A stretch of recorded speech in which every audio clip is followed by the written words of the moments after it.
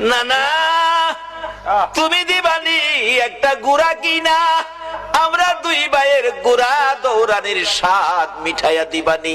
আবু বকর ডাকতেছেন, উমর তুমি কি দেখেছো? উমর বলেন, আমি মসজিদে নববীর বারিন্দার পাশে দাঁড়িয়েছিলাম, আমি দেখি আমার নবী নাতি দইকে খুশি করার জন্য বারিন্দায় হামাগুড়ি দিলে গুড়ার মতো হইলে দুই ভাই নবীজির পিঠ মুবারকে চড়ে বসছে। আমার নবী গুড়ার মতো অভিনয় করে এদিকে যায় ওদিকে যায়, আবার ডাকতেছে, হাসাইন হুসাইন বলো তোমাদের গুড়া দৌড়াইবার স্বাদ মিটছিনি? আবু বকর, আমি উমর দেখেছি, মুস্কি মুস্কি হাসতেছিলাম এই ঘটনা দেখে। আমার নবী প্রশ্ন করে, এরে উমর হাসতেছো কেন? হুজুর হাসি কি ভাগ্য হাসাইন হুসাইন কত দামি ঘোড়ার উপর সোয়ার হয়েছে। আমার নবী চোখের পানি ছেড়ে দিলেন, এরে ওমর শুধু দামি ঘোড়াটাই দেখলা তুমি, যারা ঘোড়ার পৃষ্ঠে বসেছে তারা কত দামি তুমি দেখলা না?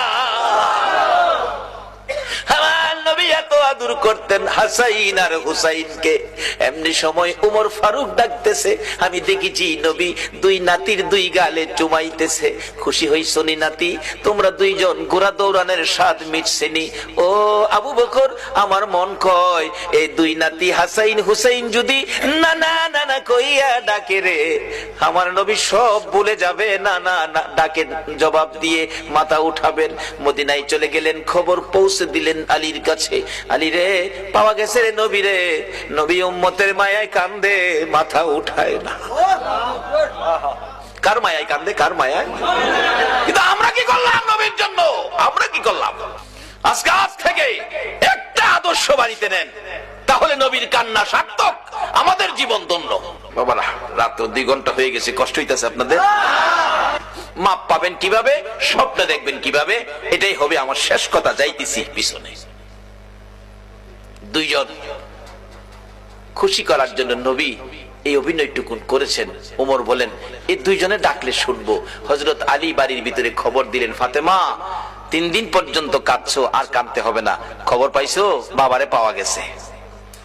হাসাইন হুসাইন না গেলে আসবে না, উম্মতের জন্য নবী কাঁদতেছে।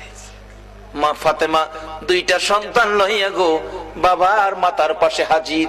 ফাতেমা 2টা হাত বাড়াইছে, মাবুদ গো আমার এতিম বাবা আর কত কাঁদবে উম্মতের জন্য। বাবা কাঁদতে হবে না, উম্মতের ব্যথায় 3 দিন পর্যন্ত কাঁদলা গো বাবা। আমি ফাতেমা রে, ও তুমি বুইলা গেছো গো। সমস্ত পৃথিবীর মানুষ বলতে পারো গো বাবা, আমি ফাতেমারে তো ভুলার কথা না গো বাবা। বাবা গো উম্মতের মায়াই বুঝি ফাতেমার কথাও ভুলে গেছো বাবা, আর কাঁদতে হবে না। আমি ফাতেমা কথা দিলাম আপনার উম্মতের জন্য, আমি ফাতেমা তামাম জিন্দেগির নেকি আমি দান করে দিলাম। রে মা বোনেরা, তোমাদের জান্নাতি মহিলাদের সর্দারিনী জীবনের সব নেকি যদি তোমার আমার জন্য দান করে, এই ফাতেমার জীবনী কিনা ঘরে নেওয়া মহিলাদের দরকার আছে কিনা? এটা নিত না তো।